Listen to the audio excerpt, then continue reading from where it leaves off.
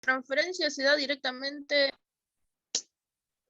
La transferencia es directamente proporcional a la temperatura e inversamente proporcional a qué era. Al espesor del material, o a lo largo de la varilla, si lo querés pensar en la varilla, ¿eh?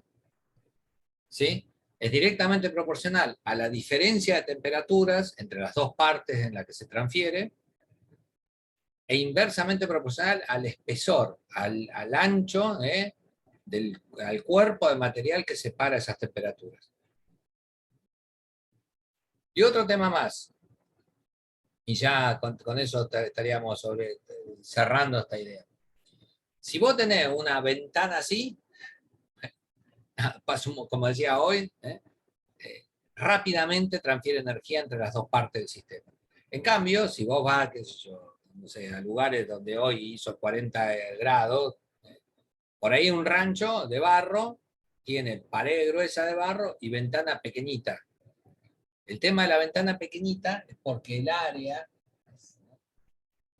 vos disminuís el área, esa es una A, quise hacer una A, me salió como muy infantil, pero ese es el área de las superficies en contacto. ¿Sí? El área, qué tan grande es la ventana. Eso te da, promueve o dificulta la transferencia de energía. Si el área es muy grande, transfiere rápidamente. Si el área es pequeña, no tan rápido. Entonces, se dice que la transferencia de energía por conducción es directamente proporcional al tipo de material, al área, a la variación de temperatura e inversamente proporcional al espesor. Eso ya lo habían escrito, por eso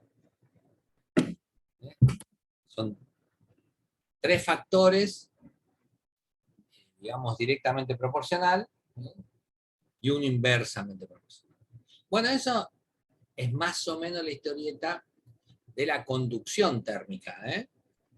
Ahí tenemos un modelo particulado, ¿sí? Eso se agita, se agita, se agita y se va, ese agite se va como propagando por el interior del material. Necesita algo que se agite. Te charlo una tontera más. La convección es también otro sistema que depende de un medio material, pero en este caso ese medio material tiene que ser necesariamente un fluido. ¿Sí? Y también se explica por el modelo cinético molecular. Convección.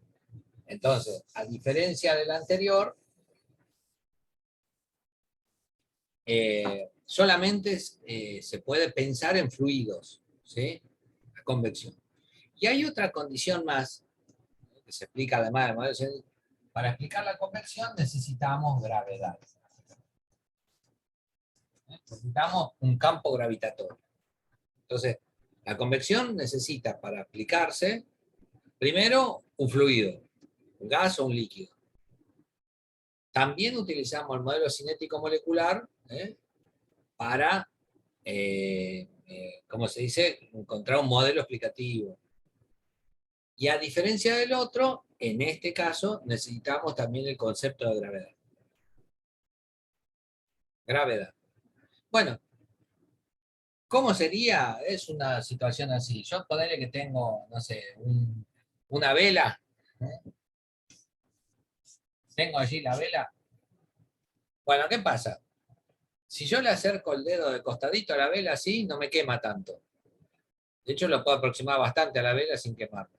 Si lo quiero poner del lado de arriba, apenas acerco el dedo así, a mucha distancia, me quema. Eso da idea de que allí hay una corriente de aire muy caliente que va hacia arriba. Entonces, para acá hay una corriente de aire caliente. Esto de aire caliente es una expresión cotidiana, pero que nos da idea de que la temperatura de esa masa de aire ascendente es muy superior a la temperatura que vos podés poner acá abajo. Acá abajo hay como, esto hace así, y acá abajo hay como aire frío. ¿Qué es ese aire frío? Bueno, nada, esta expresión de frío y caliente, ni se ve ahí. Ahí está. Bueno, esas expresiones, frío y caliente, son expresiones cotidianas, ¿no? Pero en definitiva lo que está diciendo es, el aire que ingresa abajo de la vela, antes de la llama, no sé por qué no puedo mover la cámara, ahí, ahí. Bueno, el aire que ingresa abajo de la vela tiene menor temperatura que el de arriba. Acordate, el aire de acá abajo tiene la temperatura 2 y el aire de acá arriba tiene la temperatura 1. Pues bien, la temperatura 1 es mayor que la temperatura 2. ¿Sí? Entonces se da una transferencia de energía por calor, porque hay una diferencia térmica. Solo que esta transferencia de energía, el aire que sale arriba, acordate cómo es, cuando el aire se calienta, se dilata, se separan las moléculas entre sí.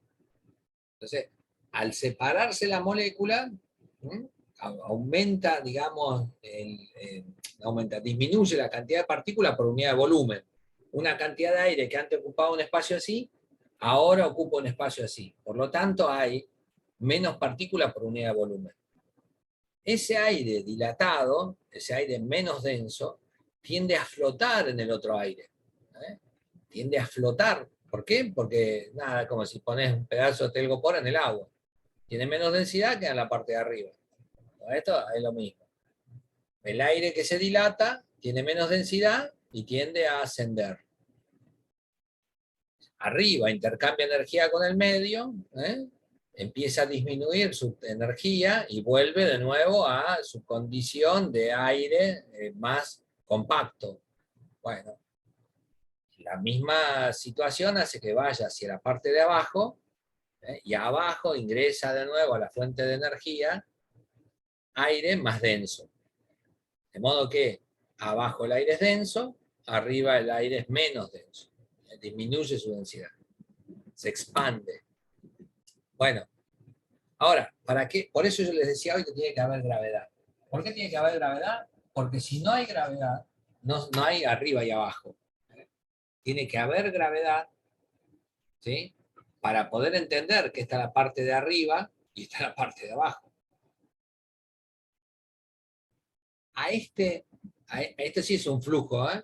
Es decir, es un flujo porque hay transferencia de materia, se mueve el aire. La molécula que se calienta acá va a dar la vuelta arriba y vuelve. ¿Sí? Se mueve el aire, hay movimiento efectivo. Ahí anda mi gata, mirá. Bueno, hay un movimiento efectivo del aire. ¿Sí? Entonces,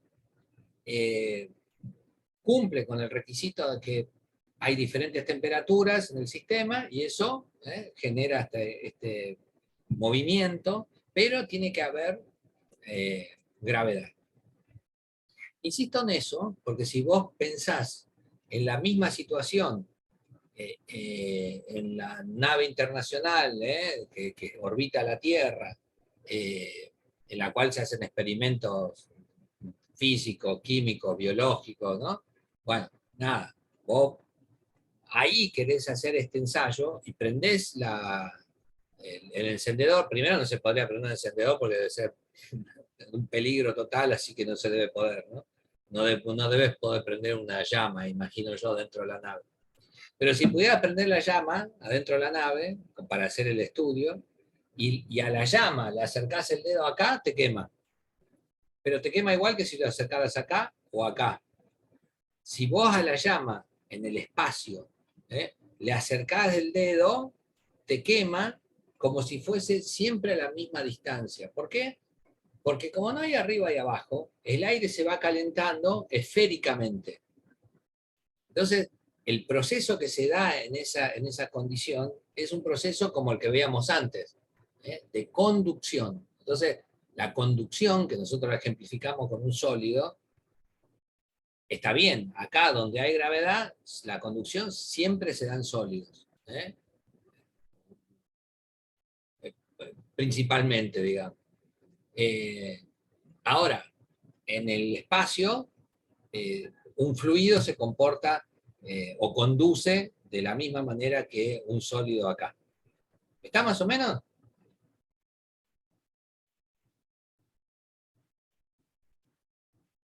Bueno, buena onda. Profe, entonces en el espacio no hay convección. No hay, claro, no hay ciclo convectivo natural. Esa es una muy buena observación, Noelia. Por eso a esto se le llama ciclo convectivo natural. Un detalle de los ciclos convectivos. Y con esto los dejo en paz ya, ¿eh? Yo acá estoy pensando en el aire, ¿viste? Y tiene ese comportamiento.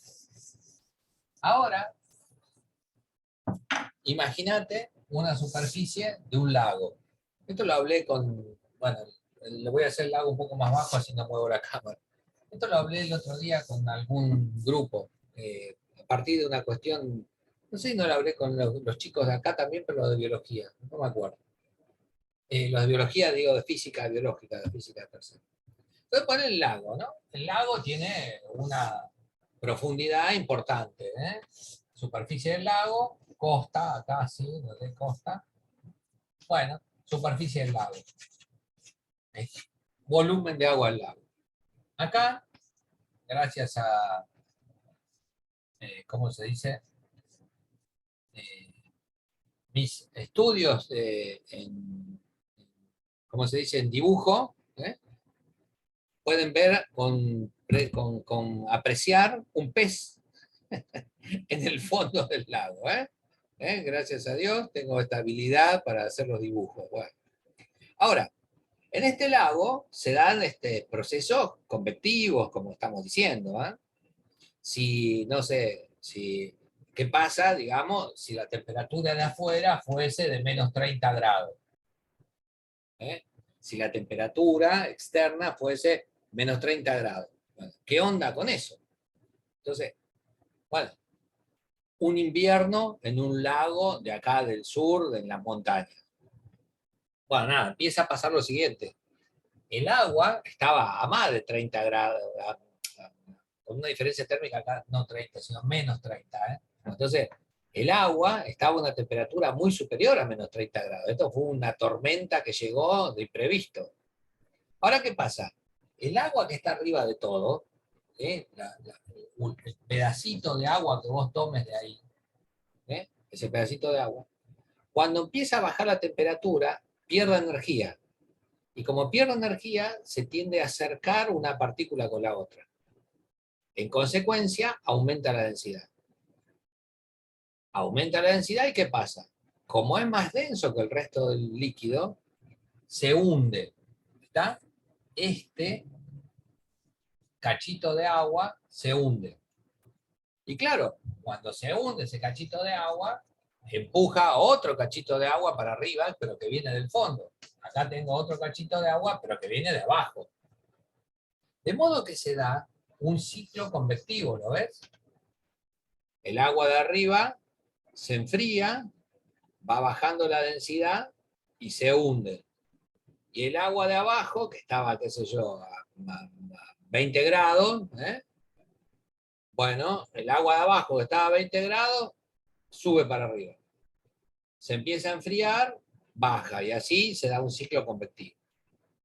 ¿Está? Ahora bien, fíjate vos qué cosa. Resulta que el agua, un poquito antes de congelarse, cambia su estructura molecular, y se empieza a unir con otras, formando esas imágenes de la nieve. ¿Vieron esos cristales que, viste, cuando dicen, no sé, para representar la nieve se hacen como unas líneas cruzadas con pelitos? Bueno, eso, es ese dibujo. Entonces, ¿qué pasa? Cuando el agua empieza un poco antes a congelarse, empieza a organizarse de esa manera. Y cuando se organiza de esa manera, empieza, en lugar de aumentar la densidad e irse al fondo, empieza a disminuir la densidad y se va para arriba. Profe, Sí, profe, la anomalía del agua, ¿no? La anomalía del agua. Qué grande Noelia. La anomalía del agua. Bueno, entonces, esa anomalía, a Dios gracias, es anómala, si no, no quedaría vida en los lagos, y otras cosas que nos pasan a nosotros también. Entonces, el agua, cuando llega a 4 grados centígrados, en lugar de disminuir la densidad, aumenta la densidad. Y después, cuando se congela, aumenta más la densidad. Disminuye más la densidad. ¿Eh? ¿Qué pasa con eso? Bueno, las capas que llegan a 4 grados quedan arriba. Y a partir de ahí, todo lo que se congele queda más arriba. El hielo queda flotando en la parte superior del lago. Y ese hielo, que tiene en su interior aire, imagínate la nieve, no sé si alguna vez caminaron por la nieve, pisás y te hundís. O sea que la nieve en el interior tiene una enorme cantidad de aire, es un enorme aislante térmico. ¿Por qué? Porque tiene más aire que hielo, digamos, la nieve en el interior. Bueno, entonces arriba del lago se constituye una capa de hielo, y no importa que afuera haga menos 30 grados. Adentro del lago hace 4 grados. Y con 4 grados el pececito tendrá más o menos frío, pero sigue viviendo. ¿Está?